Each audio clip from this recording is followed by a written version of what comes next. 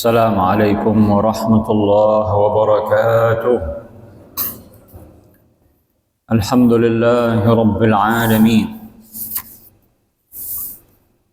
له النعمة وله الفضل وله الثناء الحسن، صلوات الله البر الرحيم والملائكة المقربين على سيدنا محمد أشرف الأنبياء والمرسلين وعلى آله وصحبه الطيبين الطاهرين.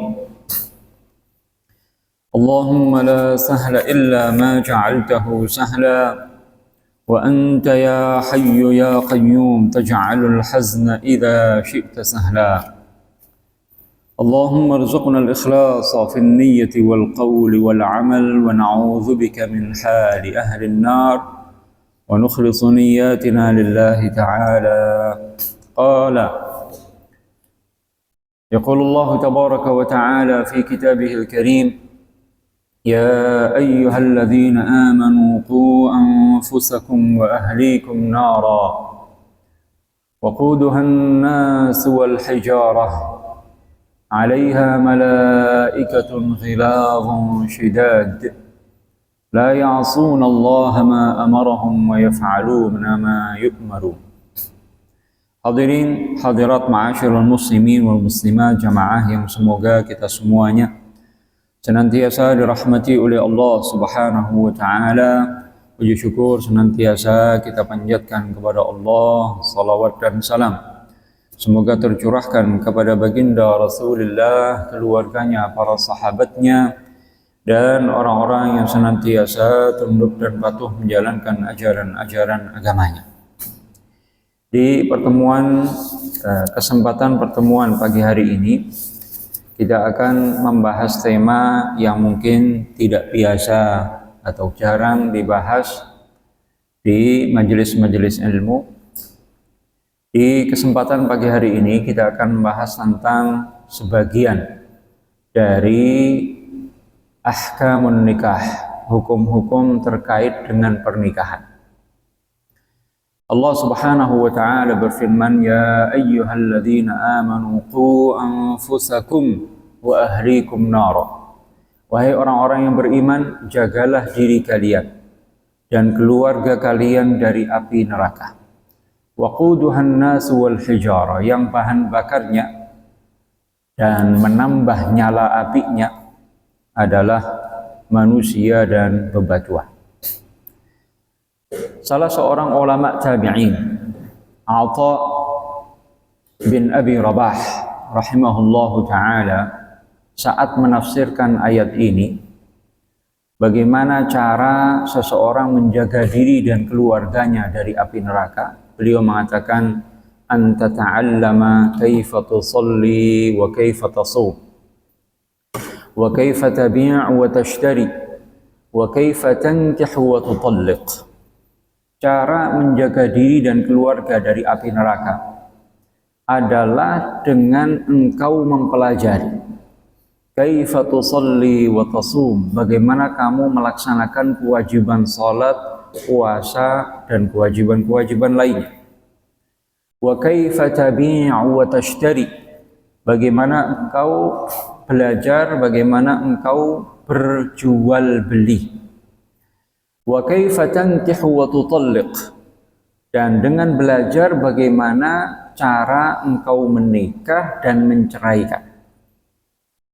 Hadirin rahimakumullah, penafsiran sahabat tabi'in Atha bin Abi Rabah ini juga selaras dengan tafsir atau penafsiran sahabat Ali bin Abi Thalib radhiyallahu anhu saat menafsirkan ayat ini, bagaimana cara menjaga diri dan keluarga dari api neraka. Beliau mengatakan: allimu anfusakum wa ahlikumul khair ay ilmuddin. Ajarilah diri kalian dan keluarga kalian ilmu agama. Jadi cara seseorang menjaga diri dan keluarganya dari api neraka adalah dengan mempelajari ilmu agama yang dibutuhkan dan mengamalkannya. mempelajari ilmu agama yang pokok yang dibutuhkan dalam kehidupan sehari-hari. Kita diwajibkan dalam Islam untuk beriman, dan telah dijelaskan apa saja perkara-perkara yang wajib diimani. Kita diwajibkan untuk menjaga keislaman, keimanan kita, dan menjauhi segala hal yang bisa merusak, membatalkan keimanan dan keislaman kita. Kita diwajibkan untuk mempelajari kewajiban-kewajiban hati. Kita juga diwajibkan untuk mempelajari kewajiban-kewajiban badani amali, hukum-hukum tentang salat, syarat-syarat sahnya salat, rukun-rukun salat, hal-hal yang membatalkan salat yang wajib dijauhi, dan seterusnya. Kita diwajibkan untuk berpuasa Ramadan, maka wajib mempelajari ilmu yang menjelaskan tentang rukun-rukun puasa, syarat-syarat puasa, hal-hal yang bisa membatalkan puasa, dan begitu seterusnya, tentang kewajiban-kewajiban hati dan kewajiban badani. Demikian pula ada sekian banyak perkara-perkara yang Allah haramkan atas hati kita. Iri, dengki, takabur, ya, beramal dengan tujuan dipuji orang, riya, dan seterusnya. Sekian banyak penyakit-penyakit hati. Kita wajib mempelajarinya, mengetahuinya agar bisa menjauhinya. Sekian banyak perkara-perkara yang Allah haramkan atas tangan kita, kaki kita, perut kita, lidah kita, mata kita, telinga kita, kemaluan kita, segenap anggota badan kita. Dan Allah wajibkan jika seseorang terjatuh pada salah satu perkara yang Allah haramkan ini, kita diwajibkan untuk bertaubat, maka kita mesti pelajari bagaimana rukun-rukun taubat yang menjadikan taubat itu sah dan diterima oleh Allah Subhanahu wa ta'ala. Ini ilmu agama yang wajib dipelajari oleh setiap orang yang sudah balik dan berakal tanpa terkecuali, ya, karena memuat, ya, cara melaksanakan kewajiban sehari-hari kita dan cara bagaimana menjauhi perkara-perkara yang Allah haramkan dalam kehidupan sehari-hari kita. Karena kita semua tahu takwa itu bukan pilihan, takwa itu kewajiban. Takwa itu menjalankan semua kewajiban, itu hukumnya wajib. Menjauhi semua perkara yang Allah haramkan, itu hukumnya juga wajib. Nah, prasyarat utama takwa adalah mempelajari ilmu agama yang pokok, yang menjelaskan tentang semua kewajiban dan menjauhi semua perkara yang Allah haramkan, dan itu sudah dihimpun oleh para ulama dalam kitab-kitab khusus, di antaranya kitab Sulamut Taufiq ila Mahabbatillah ala Tahqiq karya Al-Habib Abdullah bin Husain bin Tahir rahimahullahu ta'ala. Hadirin rahimakumullah, sampai sekarang banyak di antara kaum muslimin yang tidak memahami betul tentang hukum-hukum salat misalnya. Masih kita lihat sebagian kaum muslimin rukuknya doyong doang, doyong sedikit. Itu rukuk yang tidak sah dan akibatnya salatnya tidak sah. Sampai sekarang masih kita sering lihat kaum muslimin yang sujudnya jari-jari telapak kakinya yang nempel ke lantai itu bagian luarnya, bukan bagian dalamnya. Padahal salah satu syarat sahnya sujud itu harus bagian dalam jari-jari telapak kaki sebagiannya nempel di tempat sujud. Ya, jadi dalam hal rukun-rukun sholat saja masih banyak di antara kita yang tidak mengetahui hal itu karena memang tidak mempelajari. Masih ada sebagian orang yang baca takbirnya salah, takbiratul ihram. Masih ada sebagian orang yang saat membaca rukun qauli, rukun salat yang berupa bacaan takbiratul ihram, suratul Fatihah, tasyahud akhir, salawat Nabi dalam tasyahud akhir, salam pertama, masih banyak yang bacanya hanya qomat kamit, tidak keluar suara. Padahal untuk sahnya rukun qauli, rukun bacaan dalam sholat harus keluar suara. Tidak cukup qomat kamit menggerakkan lidah doang tanpa ada keluar suara. Ya, ini terkait dengan rukun-rukun sholat. Tentang sunnah-sunnah sholat masih banyak yang awam. Saat pindah dari rakaat pertama ke rakaat kedua, masih banyak saudara-saudara kita yang angkat tangan. Pindahan dari rakaat pertama ke rakaat kedua. Padahal itu tidak disunnahkan. Tidak ada kesunahan mengangkat tangan ya saat pindah dari rakaat pertama ke rakaat kedua. Begitu pula dari rakaat ketiga ke rakaat keempat. Yang ada dari rakaat kedua ke ketiga itu dianjurkan untuk angkat tangan. Ya. Dan sunnah-sunnah sholat lainnya. Tentang hukum-hukum puasa juga masih banyak saudara-saudara kita yang belum paham betul. Apalagi tentang hukum al-bai' wa syira', hukum-hukum tentang jual beli. Banyak ya di antara kaum muslimin yang tidak memahami betul hukum-hukum jual beli, padahal dia setiap hari melakukan transaksi jual beli itu. Nah, transaksi jual beli dan semacamnya, termasuk hukum sewa menyewa. Ya, kita semua tahu ya jual beli itu misalnya ya tidak boleh memperjualbelikan barang yang najis misalnya. Sementara sebagian di antara kaum muslimin masih melakukan jual beli barang yang najis.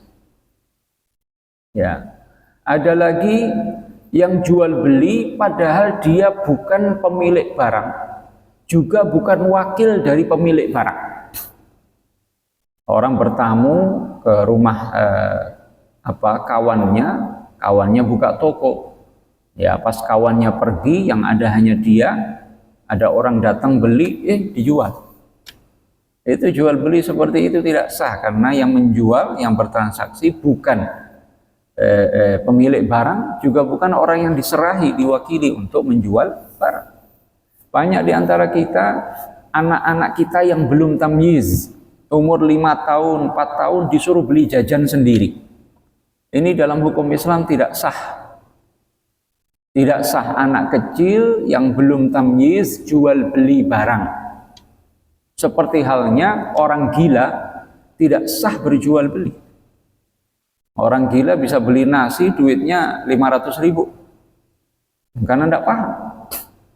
Ya, dan sekian banyak hal-hal yang terkait dengan jual beli ini. Apalagi sekarang muncul berbagai macam cara-cara jual beli yang sebelum ini tidak kita tahu. Jual beli online, bermacam-macam transaksi baru di situ. Jual beli dengan kartu kredit, jual beli dengan masukin duit lalu keluar botol minuman. Nah, bagaimana itu hukumnya dalam syara? Ya, demikian pula hukum-hukum tentang nikah dan talak. Banyak di antara kaum muslimin mengira bekal utama untuk menikah itu adalah duit. Padahal bekal utamanya adalah ilmu. Harus tahu bagaimana sahnya nikah itu apa ketentuannya. Ya, kalau sampai tidak tahu, akibatnya fatal.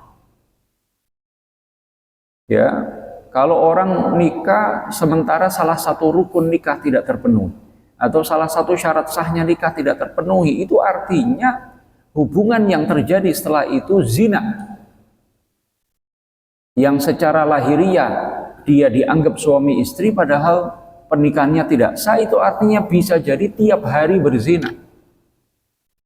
Anak hasil hubungan itu nanti nasabnya tidak nyambung sama bapaknya, bapak biologisnya.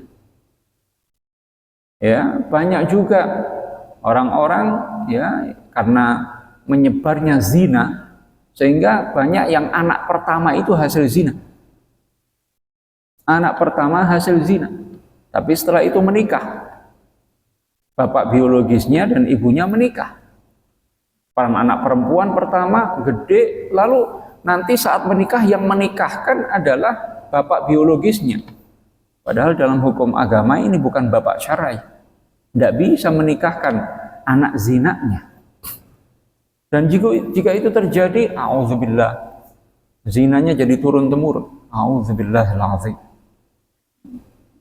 Nah, banyak juga di antara anak-anak muda kita yang menikah, asal ribut itu keluar kata cerai. Asal ribut keluar kata cerai. Asal emosi marah keluar kata cerai. Sampai-sampai ini fakta, bukan khayalan. Sampai-sampai ya ada yang nanya kepada saya tentang hukum-hukum semacam itu. Saya tanya, sudah berapa kali itu keluar kata cerai? Sudah nggak kehitung, Ustaz. Lupa saya berapa kali. Karena setiap emosi keluar kata cerai. Auzubillah. Padahal kalau sudah jatuh talak 3, entah satu majelis atau beberapa majelis, ya, maka itu tidak bisa dilanjutkan lagi hubungan pernikahan itu karena sudah batal, sudah cerai 3 kali. Tidak bisa kecuali terpenuhi 5 syarat yang lain. Habis masa iddah dari suami pertama, nikah dengan suami kedua. Suami kedua ini harus sudah menggaulinya. Kalau akad doang, nggak pakai digauli, nggak bisa menjadikan halal untuk suami sebelumnya, untuk suami pertama. Diceraikan oleh suami kedua. Habis masa iddah dari suami kedua, baru bisa balik lagi menikah dengan suami pertama. Sementara banyak orang, anak-anak muda kita nikah tanpa ilmu, setiap emosi keluar kata cerai, sehingga apa? Auzubillahaladzim. Ya, sehingga setiap habis ribut keluar kata cerai, akur nyampur lagi. Dan itu berulang lebih dari 3 kali. Padahal kita semua tahu kalau sudah 3 kali keluar kata cerai, maka itu namanya tolak bain, talak 3. Dan itu tidak bisa orang istri itu kembali kepada suaminya lagi kecuali terpenuhi 5 syarat tadi. Nah, dari sini hadirin rahimakumullah, nampak bagi kita betapa pentingnya mengetahui tentang hukum-hukum nikah, talak, rujuk, nafkah. Di nafkah juga sering orang ribut. Ada suami-suami yang memang tidak mau bertanggung jawab, tidak ngasih nafkah. Itu hukumnya maksiyah. Meskipun istrinya nggak kelaparan karena punya duit sendiri. Ya, kalau suami kemudian tidak menafkahi, maka hukumnya apa? Jatuh pada maksiyah. Ya, kadang juga ada orang poligami, modalnya nekat doang. Sehingga apa? Nggak tahu hukum-hukum syar'i yang harus dipenuhi. Nah, kadang istri tua nggak dinafkahi, istri muda terus yang dinafkahi. A'udzubillahilazim. Nabi SAW bersabda, "Kafa bil mar'i ithman an yudayya' man yaqut." Cukuplah dosa bagi seseorang ketika dia tidak menafkahi orang yang wajib dia nafkahi. Ini sering terjadi. Sering terjadi juga apa? Dia menggilir. Ya, lalu apa? Gilirnya semaunya, nggak sesuai dengan aturan. Ya, nah, antara pos pertama, pos kedua, pos ketiga, pos keempat nggak adil. Padahal dia gilir memang. Nah, ini orang yang berpoligami tanpa tahu hukum-hukum agama sehingga menzalimi sebagian istri yang lain, nanti di akhirat diancam, saat di akhirat akan lumpuh. Ya'ti wa shiqquhu ma'il, lumpuh nanti di yaumil qiyamah, salah satu azabnya. Ya, dan demikian seterusnya. Nah, maka pengetahuan tentang hukum-hukum nikah, talak, rujuk, nafkah, hadanah, hak mengasuh anak, ya, ini sangat penting untuk dipelajari oleh setiap orang yang sudah balik dan berakal. Pengantin tua, pengantin muda, pengantin lama, pengantin baru membutuhkan untuk mengulangi atau mempelajari hukum-hukum yang berkait dengan nikah ini. Hadirin rahimakumullah.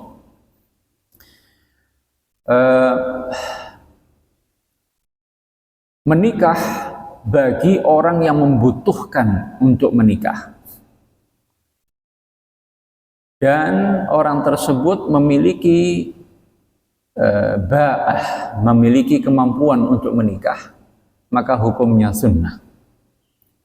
Mengamalkan anjuran baginda Rasulullah sallallahu alaihi wasallam, ya ma'asyaras syabab man istata'a minkumul ba'ata falyatazawwaj. Wahai anak-anak muda, pemuda-pemudi, siapa di antara kalian yang sudah memiliki kemampuan untuk menikah, hendaknya dia menikah. Fa innahu aghaddu lil basari wa ahsanu lil farji. Karena itu lebih memudahkan orang untuk menjauhi atau menjaga dirinya dari maksiat-maksiat mata dan maksiat-maksiat zina. Hadis ini menjelaskan kepada kita anjuran Nabi untuk menikah. Bagi siapa? Bagi orang yang sudah memiliki kemampuan. Apa kemampuan itu? Al-ba'ah di situ apa maknanya? Para ulama menjelaskan. Yang pertama, kemampuan untuk bersetubuh, al-jima'. Yang kedua, kemampuan biaya. Biaya ini apa yang dimaksud? Pertama, mas kawin. Mas kawin. Mas kawin itu tidak mesti mahal-mahal. Yang penting sesuatu yang bernilai harta. Itu sah jadi mas kawin atau manfaat. Ya, sah jadi mas kawin. Meskipun itu satu cincin besi sekalipun yang ada nilai harga uangnya. Seperangkat alat sholat itu sudah harta. Itu sah menjadi mas kawin. Atau manfaat. Manfaat itu misalnya mengajari istrinya baca Quran surat tertentu, atau mengajari istrinya kitab hadis tertentu, mengajari istrinya kitab fikih tertentu. Itu mas kawin namanya. Yang kedua, termasuk biaya menikah itu adalah kiswatu fasl, pakaian untuk satu musim. Pakaian untuk satu musim yang dibutuhkan oleh istri. Yang ketiga, nafaqatu yaumin nikah, nafkah untuk hari pernikahan dan malamnya. Itu saja, kemampuan itu saja. Ya, jadi menikah itu murah, mudah, gampang. Yang mempersulit kita sendiri. Menikah itu murah, gampang. Yang mahal apa? Sewa tendanya. Yang mahal resepsinya, yang mahal sewa cateringnya. Syariat tidak membebani orang yang mau menikah dengan beban yang seberat itu. Yang penting punya mas kawin, disepakati sesuai dengan permintaan istri, ya sepakat suami istri, kemudian punya pakaian, stok pakaian untuk satu musim, kemudian nafkah makan, ya hari pernikahan dan malam setelah. Besok gimana Ustaz? Besok bagaimana? Besok tetap suami wajib menafkahinya, tapi tawakkal 'ala Allah. Biasakan kita untuk bertawakal kepada Allah. Yang kuasa memberi kita rizki hari ini, kuasa memberi kita rizki hari esok. Dan kehidupan kaum muslimin, para ulama salaf terdahulu itu biasa. Apa yang dicari hari itu, nafkah hari itu, dimakan hari itu. Itu kehidupan kebanyakan orang di masa lalu. Nafkahnya dicari hari itu, dimakan hari itu. Saking tawakalnya kepada Allah Subhanahu wa ta'ala. Ya, kita semua tahu hadis Nabi sallallahu alaihi wasallam, "Lau annakum tawakkaltum 'ala Allahi haqqa tawakkulihi la razaqakum kama yarzuqut tayr taghdu khimasan wa taruhu bitana." Nabi bersabda, seandainya kalian bertawakal kepada Allah dengan makna tawakal yang sebenar-benarnya, niscaya Allah akan beri rizki kalian sebagaimana Allah kasih rizki burung. Taghdu khimasan, burung pagi-pagi pergi terbang perutnya kosong. Wa taruhu bitana, sorenya saat kembali ke sarangnya perutnya sudah berisi. Burung tidak ada dalam kamus burung nabung. Nggak ada dalam kamus burung nyimpen makanan untuk esok hari, nggak ada. Ya, nah, kita banyak yang punya stok ya untuk 5 tahun ke depan, bahkan 7 turunan. Ya, boleh-boleh saja asalkan bersumber dari harta yang halal. Tapi ingat untuk bertawakal kepada Allah Subhanahu wa taala. Karena itu kita sebagai calon-calon atau sebagai mertua jangan terlalu mempersulit. Jangan terlalu mempersulit ya anak-anak kita, calon-calon mantu yang datang mau minang anak gadis kita. Ya, tanamkan tawakal kepada Allah. Ya, kita seringkali maunya kalau nunggu mapan, padahal kita dulu pas nikah juga nggak mapan. Tapi giliran untuk anak kita maunya yang mapan banget. Ya, ini hal-hal yang tidak perlu. Tanamkan tawakal kepada Allah Subhanahu wa taala. Yang ngasih rizki kita hari ini hayyun la yamut. Yang ngasih rizki kita hari ini hidup, tidak mati, dan sudah menjamin rizki setiap hamba. Hanya kadang kita ini tidak mau bersabar, maunya rizki banyak terus. Padahal namanya rizki Allah kasih sesuai dengan ketetapannya. Kadang banyak, kadang sedang, kadang sedikit. Yang penting kita bersabar, kita berikhtiar. Itu setelah itu serahkan semuanya kepada Allah Subhanahu wa taala. Tujuan menikah disinyalir oleh hadis Nabi tadi, fa innahu aghaddu lil basari wa ahsanu lil farji. Ya, tujuan pernikahan atau niat dalam pernikahan diantaranya apa? Menjaga mata dan farji. Menjaga mata dan farji dari perbuatan-perbuatan maksiat. Apalagi sekarang Bapak Ibu sekalian, orang sangat gampang untuk terpancing melakukan maksiat mata. Itu sudah tidak perlu dibahas lagi. Jangankan itu, maksiat kemaluan, maksiat farji, a'udzubillahil azim. Berapa banyak anak-anak kita usia SMA, bahkan usia SMP sudah pada berzina. A'udzubillah. Nah, maka solusi yang diberikan oleh agama apa itu? Menikah. Menikah itu saluran yang legal, saluran yang sah untuk menyalurkan hasrat biologis yang Allah ciptakan pada masing-masing kita.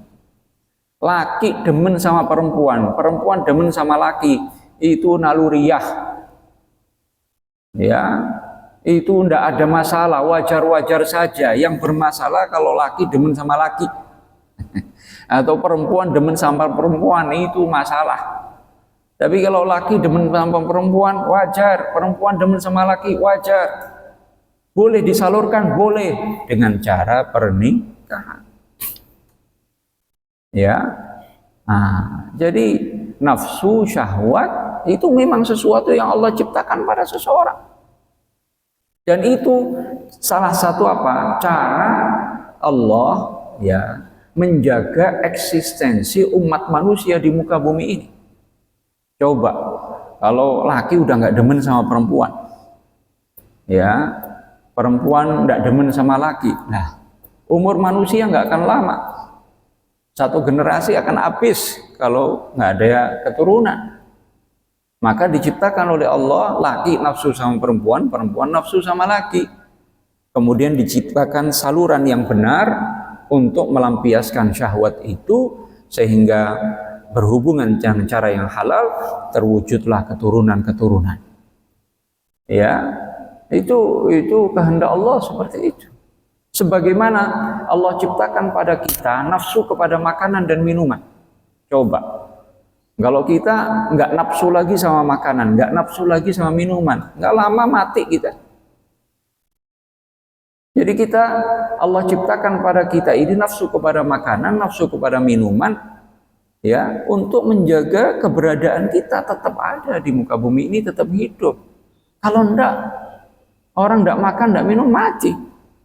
Nah, begitu pula komunitas manusia di muka bumi ini Allah telah tetapkan, inni ja'ilun fil ardi khalifah. Allah sudah tetapkan menjadikan manusia sebagai khalifah di muka bumi ini, khalifah, penghuni, pengelola bumi ini. Yang mengelola, yang mengurus, yang menghuni bumi ini Allah kehendaki manusia diisi dengan keimanan, kebaikan, bekerja sama, saling tolong menolong dalam takwa, memakmurkan bumi ini, mengelola kekayaan-kekayaan alam dengan cara yang benar. Ya, tidak boleh dengan cara yang merusak atau menzalimi orang lain. Nah, untuk menjaga eksistensi khalifah di muka bumi ini caranya seperti itu. Ada pernikahan, ada keturunan, umat manusia akan terus keberlangsungan akan terus terjadi. Tanpa itu orang bisa punah. Manusia bisa punah sehingga tidak ada penghuni bumi ini. Menjaga mata dan kemaluan dari perkara-perkara yang Allah haramkan. Ya, ini dua maksiat ini luar biasa. Awal dari perbuatan zina itu semuanya awalnya dari mata. Maksiat-maksiat yang kaitannya laki dengan perempuan, perempuan dengan laki, semuanya berawal dari mata. Ya, mata berlanjut kepada hal-hal yang lain. Nah, sementara berapa banyak orang karena menyalurkan hawa nafsunya dengan cara yang tidak halal, rusak dunia dan rusak agamanya. Berapa banyak pejabat-pejabat atau orang biasa terjatuh pada perbuatan zina, rusak dunianya, rusak akhiratnya. Sementara Nabi menjamin, Nabi bersabda dalam salah satu hadis, "Man dhamina li ma baina lahyaihi wa ma baina fakhidaihi dhamintu lahul jannah." Siapa yang menjamin selamat apa yang ada antara dua tulang rahangnya, yaitu lidah, dan apa yang ada antara dua pahanya, yaitu farji, kemaluan, yang bisa menjamin dua ini, aku jamin masuk surga. Nabi SAW menegaskan betapa pentingnya menjaga lidah, menjaga kemaluan. Dan yang bisa menjaga dua-duanya Nabi jamin masuk surga. Betapa banyak orang yang tidak bisa menjaga lidahnya, menzalimi orang lain dengan lidahnya, menyakiti orang lain, muslim lain, dengan mengeluarkan kata-kata yang menyakiti hati, mencaci maki, menggunjingkan keburukan orang lain dan seterusnya. Tidak bisa menjaga lidah. Ya, begitu pula banyak orang tidak bisa menjaga farjinya. Sehingga apa yang jadinya anggota dewan mundur, dicopot, yang jadinya jadi bupati, kepala daerah mundur karena malu tidak bisa menjaga farjinya. Ya, sekarang ribut-ribut ya di Jawa Barat, kita semua tahu itu. Itu semuanya dari mana? Karena tidak bisa menjaga lidah dan farji. Ya, dan Allah Subhanahu wa taala menegaskan ketika ada kebutuhan, ketika ada keperluan, ya laki-laki silahkan menikah lebih dari satu. Ini syariat Allah. Poligami hukumnya halal dan adil saat berpoligami hukumnya wajib. Adil hanya dalam dua hal, dalam bermalam dan dalam hal memberi nafkah yang wajib. Selain itu tidak wajib. Jadi yang wajib ketika berpoligami disamakan, ya, itu hanya dua, bermalam. Bermalam di istri pertama, harus bermalam di istri kedua, harus bermalam di istri ketiga, dan seterusnya. Nafkah wajib harus diberikan kepada masing-masing istri. Hanya itu, dalam dua hal itu. Selain itu tidak wajib disamakan. Tidak wajib disamakan. Kadang Suami pengen ngasih istri kedua, nggak ngasih istri pertama. Di luar nafkah yang wajib, boleh. Kadang pengen ngasih istri yang pertama, nggak ngasih istri yang kedua, di luar nafkah wajib, boleh untuk tidak disamakan. Begitu pula dalam hal hubungan suami istri, nggak wajib disamakan. Bermalam wajib disamakan. Tapi saat bermalam di istri pertama, berhubungan. Dia bermalam di istri kedua, tidak berhubungan.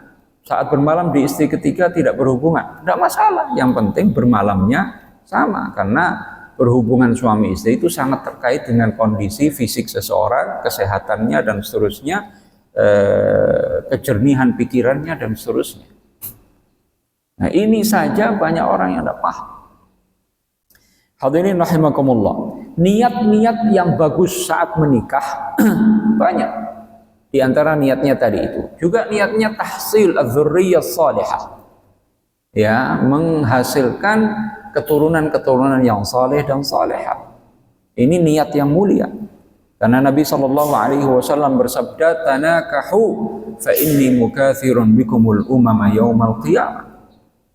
Berketurunanlah kalian, berbanyak-banyaklah kalian, karena aku akan membanggakan umatku nanti di yaumil qiyamah terhadap umat-umat para nabi yang lain. Di antara tujuan menikah yang baik, ya, menjaga diri dari perbuatan zina, menjaga istri dari perbuatan zina dan seterusnya.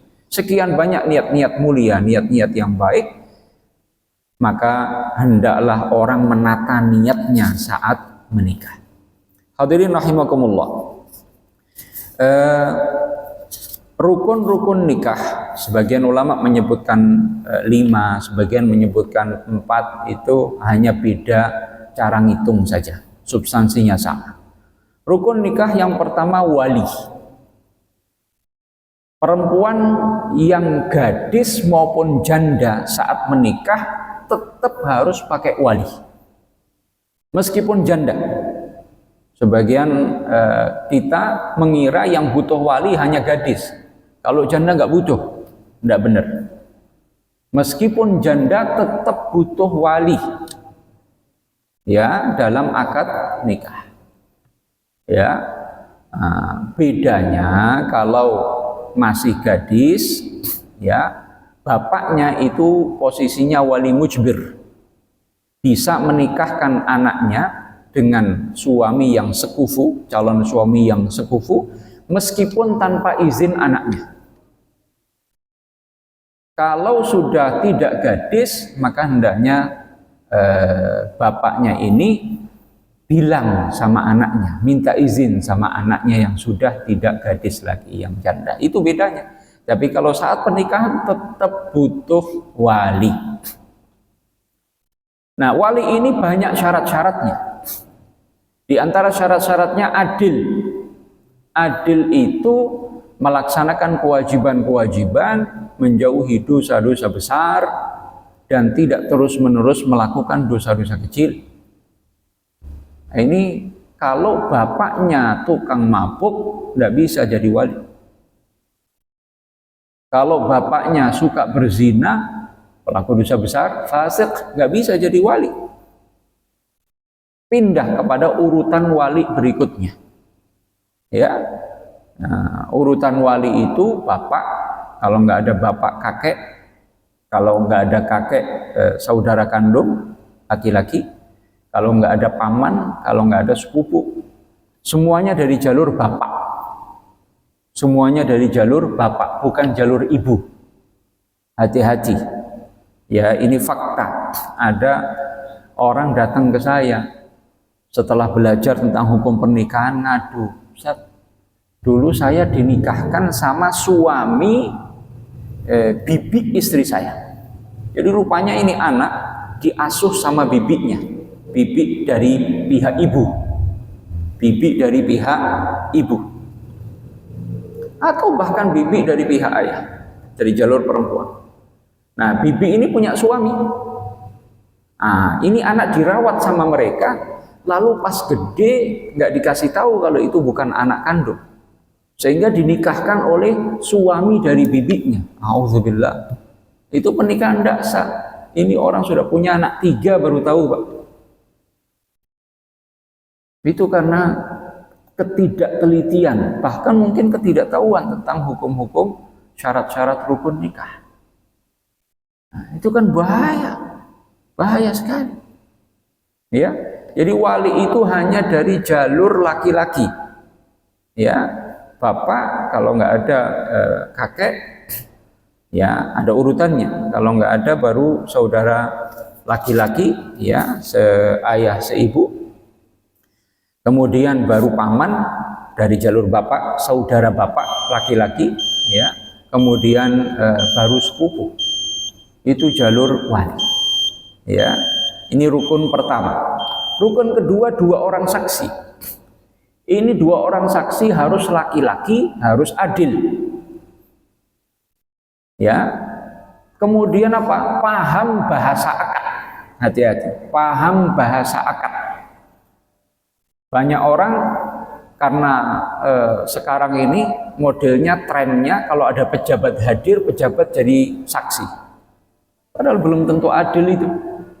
Bisa jadi tukang zina, tukang melakukan hal-hal yang dosa besar lainnya. Tukang nggak sholat 5 waktu itu fasik, nggak bisa jadi wali. Juga nggak bisa jadi saksi. Kemudian harus paham bahasa akad. Hati-hati, kalau yang nikah bule pakai bahasa Inggris, saksinya harus paham. Meskipun kalimat itu doang, kalimat pernikahan itu doang. Ya, harus paham. Kita juga kalau berbesan atau diajak berbesan nemeni ke daerah, akad nikahnya pakai bahasa Jawa atau bahasa Sunda atau bahasa Madura, saksinya harus paham. Harus paham. Kalau nggak paham, nyaksiin apa itu? Ya, nah ini penting untuk dipahami. Kemudian rukun nikah yang ketiga, 2 pasang calon suami istri yang bebas dari hal-hal yang bisa menghalangi sahnya pernikahan mereka. Laki disyaratkan misalnya apa? Kalau perempuannya muslimah, nggak bisa menikahinya kecuali lelaki muslim. Perempuan muslimah nggak boleh menikah kecuali dengan lelaki muslim. Maka kalau orang memaksakan diri, perempuan muslimah, lakinya non muslim, karena nggak bisa ke pengadilan agama, ke catatan sipil, meskipun secara formal melakukan akad nikah, itu nikahnya nggak sah. Hubungan setelah itu zina.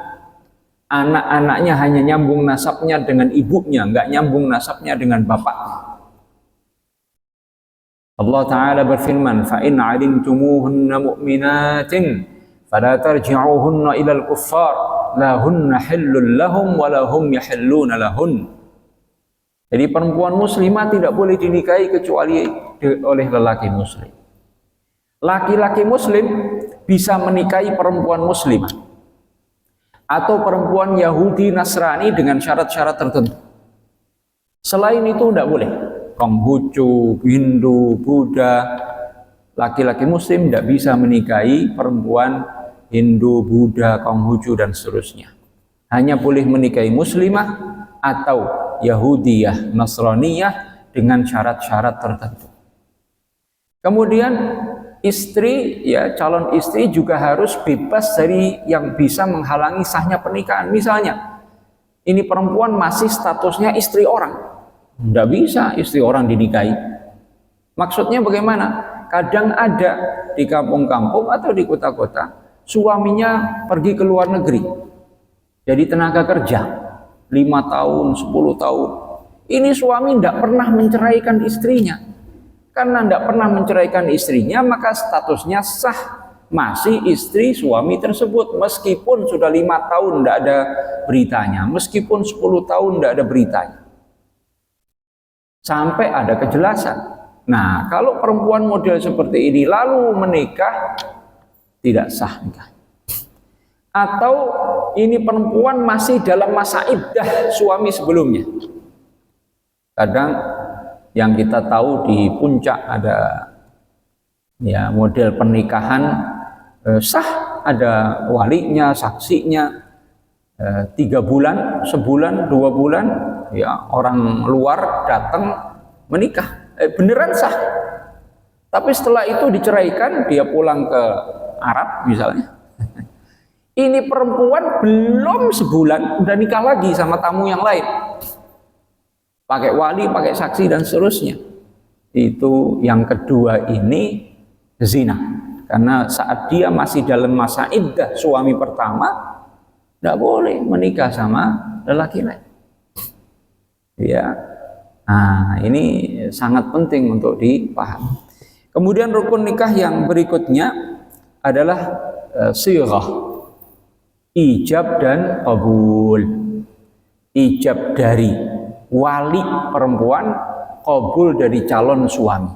Wali bisa berwakil, calon suami juga bisa berwakil.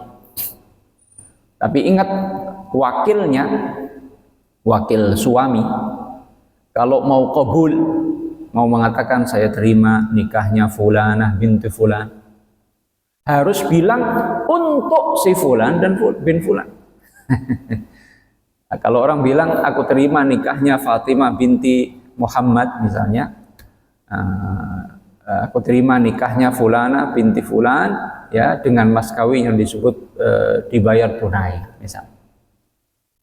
Tanpa bilang saya terima nikahnya fulana binti fulan dengan mas kawin yang disebut bayar tunai untuk Ahmad bin Mukidi misalnya. Kalau nggak nyebut ini lah jadi istrinya dia, bukan istri yang diwakili. Jadi istrinya wakil, nah nggak jadi istrinya yang diwakili. Nah, harus hati-hati. Ya. Nah, hadirin rahimakumullah, pernikahan harus pakai salah satu dari dua kata, ingkah atau tazwij, atau terjemahannya. Nggak bisa pakai kata selain itu. Ya, Nabi bersabda, wastahlaltum furujahunna bikalimatillah. Kalian menghalalkan farji-farji istri kalian bikalimatillah. Maksudnya apa? Dengan kalimat yang disebutkan dalam Al-Quran. Dalam Al-Quran yang disebutkan kata tentang pernikahan itu adalah ingkah atau tazwij, hanya dua ini. Jadi nggak bisa wali bilang aku permilikkan putriku untukmu, nggak bisa. Atau aku kasih putriku untukmu, nggak sah nikah begitu. Harus pakai salah satu ingkah atau tazwij atau terjemahannya. Kemudian ketentuan ijab qabul juga, ya, nah, itu adalah apa? Adamut ta'qid, nggak boleh dibatasi dengan waktu. Kalau seorang suami bilang, seorang wali bilang, aku nikahkan engkau dengan putriku fulana bintu fulan dengan mas kawin sekian untuk tempo 3 bulan. Maka ini yang namanya nikah mut'ah. Ini tidak sah. Ya, sebagaimana jual beli dibatasi waktu tidak sah. Kalau penjual bilang saya jual kepadamu motor ini 3 bulan. Itu jual belinya tidak sah. Itu namanya menyewakan, bukan menjual. Nikah juga begitu, tidak sah kalau dibatasi dengan waktu. Ya, dibatasi dengan waktu artinya disebutkan dalam ijab qabul itu waktunya. Ya, memang nikah mut'ah pernah dihalalkan 2 kali dan diharamkan 2 kali. Terakhir diharamkan. Pertama dihalalkan saat perang Khaybar. Ya, kemudian diharamkan. Setelah itu dihalalkan pada Fathu Makkah karena butuh sahabat saat itu. Lalu setelah itu diharamkan oleh Nabi Shallallahu Alaihi Wasallam selamanya. Ya, jadi kalau akad nikah dibatasi dengan waktu itu hukumnya tidak sah. Itu pernikahan tidak sah. Hadirin rahimakumullah, ini hanya sekilas beberapa hukum berkait dengan rukun-rukun nikah, dan setiap rukun-rukun ini ada syarat-syaratnya, ya, yang wajib dipenuhi supaya nikah itu sah. Kalau tidak dipenuhi maka nikahnya tidak sah, dan itu akibatnya sangat buruk. Hubungan yang terjadi zina salah satu dosa besar. Kemudian nasab jadi nggak jelas karena hanya nyambung kepada ibunya, tidak nyambung kepada bapaknya. Nanti kaitannya juga dengan wali nikahnya. Wali nikah kalau anaknya perempuan, seperti tadi kita singgung, kadang bapak biologisnya menikahkan anak zinanya itu tidak sah dalam kaitannya dengan rukun dan syarat-syarat sahnya pernikahan. Saya kira itu materi kita sekilas ya, dan ini sangat penting ya kaitannya.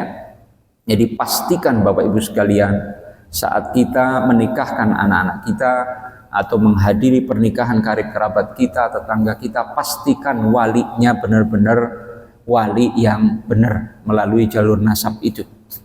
Pastikan saksinya benar-benar paham bahasa akad.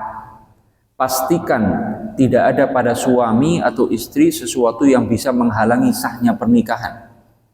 Pastikan akad nikahnya ijab kabulnya sesuai dengan aturan.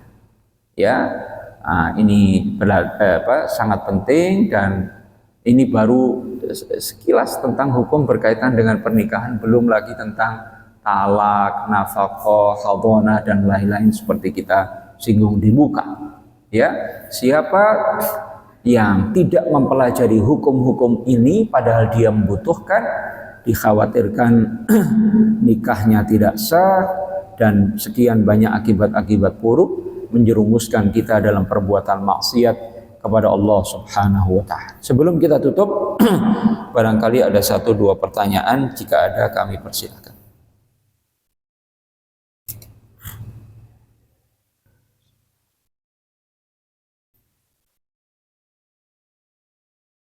Silakan, Pak. Sama.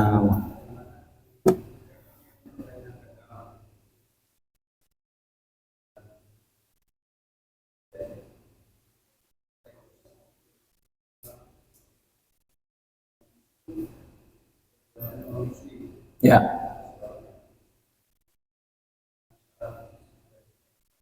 Ya. Tadi kita singgung, kalau perempuannya muslimah, maka yang menikahinya hanya laki-laki muslim.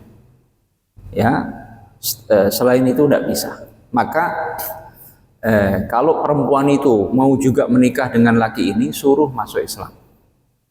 Lakinya suruh masuk Islam. Kalau dia sudah baca syahadat, meyakini maknanya, baca syahadat dalam bahasa yang dia pahami. Kalau orang baca syahadat tapi nggak paham maknanya, bagaimana itu? Ya, baca syahadat dalam bahasa yang dia pahami. Ya, nggak mesti dalam bahasa Arab, Pak. Orang mau masuk Islam, nggak mesti dalam bahasa Arab. Asyhadu an la ilaha illallah wa asyhadu anna Muhammadar Rasulullah. Syahadat bisa dengan bahasa Indonesia, bahasa Jawa, bahasa Sunda, bahasa Inggris. Yang penting terjemahannya memberikan makna yang sama dengan Arabnya. Ya, kalau laki itu sudah masuk Islam, baca syahadat, maka secara hukum dia sudah muslim. Mau menikahi perempuan muslimah silahkan. Itu kalau secara hukum. Tapi kalau kita dimintain nasihat, tunggu dulu. Lihat dulu barang setahun, 2 tahun. Ya, ini beneran mau Islam, mau masuk Islam beneran apa pengen nikah doang ini? Itu kalau kita dimintai saran nasihat. Tapi kalau dari segi hukum, begitu dia baca 2 kalimat syahadat, meyakini maknanya, sudah muslim dia. Itu kalau laki-laki dan perempuan. Kalau perempuannya laki-lakinya muslim, maka tadi kita singgung, perempuan yang boleh dinikahi hanya 3, 1 antara 3. Perempuan muslimah, atau perempuan Yahudiyah, atau perempuan Nasraniyah. Yahudi Nasrani ini para ulama berbeda pendapat. Ada yang mensyaratkan perempuan Yahudi Nasrani boleh dinikahi oleh seorang muslim asalkan nasabnya Israiliyah.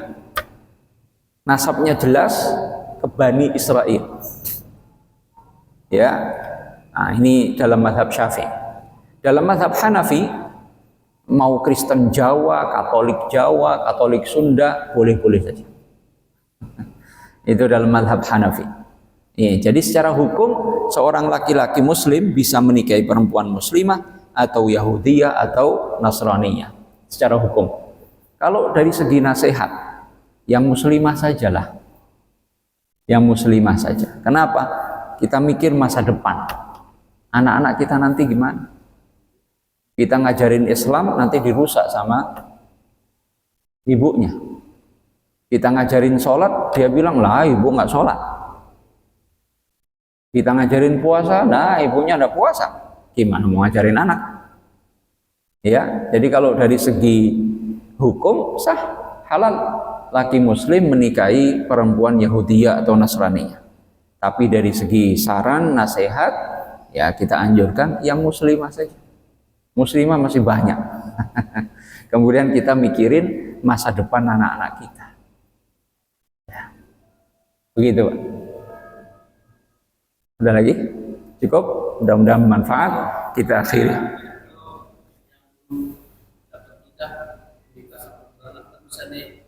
Ulang lagi enggak ya? Gimana, Pak? Kalau yang menikah belum dapat iddah. Belum dapat iddah. Belum habis masa iddahnya. Bisa diulang lagi enggak? Ya, bisa. Jadi kalau memang tidak sah karena masa iddahnya belum habis, ya cepat pisah. Kalau memang masa iddahnya udah habis, udah menikah lagi. Jadi nikah pertama itu nggak sah, Pak. Ya, yang saat si perempuan masih dalam masa iddah. Maka kalau memang sudah betul-betul habis masa iddahnya, diulang nikah. Ya, kadang perempuan sebagian ya, itu juga karena pengen cepat menikah, dia bilang iddahnya sudah habis masa iddahnya, padahal belum, baru 2 bulan dibilang masa iddahnya udah habis. Sudah lah, baru 2 bulan Pak habis gimana ya. Masa iddah itu umumnya bagi perempuan 3 kali suci, 3 kali masa suci. Jadi suci, haid, suci, haid, suci. Suci, haid, suci, haid, suci, haid. Pas haid, begitu masuk haid, itu baru habis masa iddahnya. Loh, nikah pas haid boleh Ustaz? Boleh. Sah. Yang nggak boleh berhubungan. Kalau akad nikah doang, istri lagi haid, sah. Ya, jadi nggak perlu nanya Pak, penghulunya, walinya, lagi haid nggak? Mau akad nikah, nggak perlu ditanya lagi haid apa enggak? Loh, jangan. Itu urusan dalam negeri itu. Nah, jadi kalau masalah akad nikah sah, meskipun perempuan sedang haid. Yang tidak sah itu nggak boleh itu berhubungan. Ya, jadi suci, haid suci, ya haid suci harus 3 kali masa suci. Ya, baru saat masuk masa haid yang berikutnya itu baru habis masa iddahnya. Ya. Cukup? Silakan terakhir, Pak.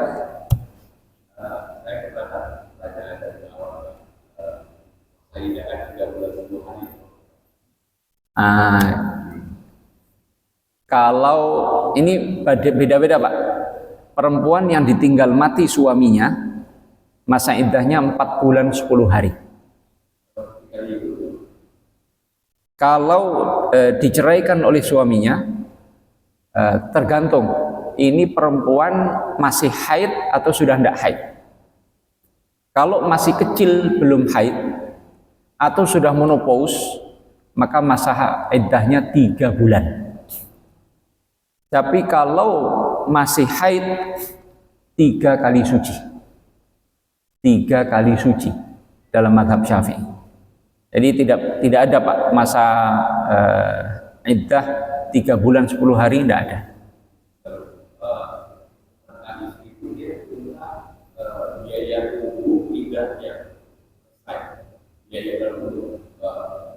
Biaya hidup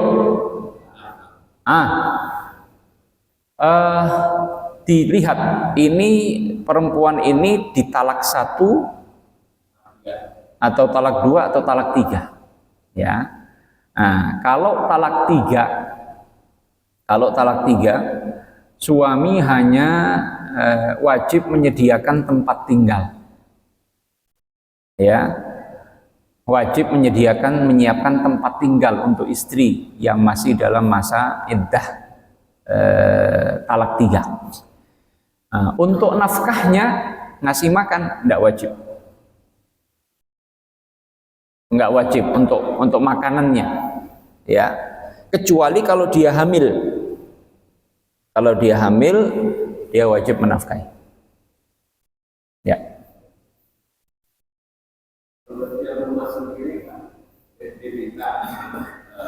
Itu yang salah dalam praktek. Jadi istri yang sedang dalam masa iddah yang diceraikan oleh suaminya, itu iddahnya tinggalnya harus di tempat di mana dia diceraikan. Dia harus tinggal di tempat di mana dia diceraikan sampai habis masa iddahnya. Itu aturannya begitu. Nah, itu serumah Ustaz gimana? Ya harus diatur. Harus diatur, itu ketentuan agama. Ya. Jadi suaminya silahkan meninggalkan rumah itu sementara. Misalnya. Ya, atau diatur dengan cara tertentu sehingga apa? Tidak ada khalwah, tidak ada berduaan, nah, padahal statusnya sudah bukan suami istri. Ya, harus diatur itu. Harus diatur.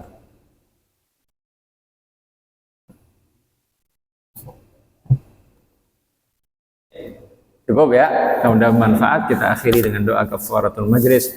Subhanakallahumma wa bihamdika asyhadu an la ilaha illa anta astaghfiruka wa atubu ilaik. Assalamualaikum warahmatullahi wabarakatuh.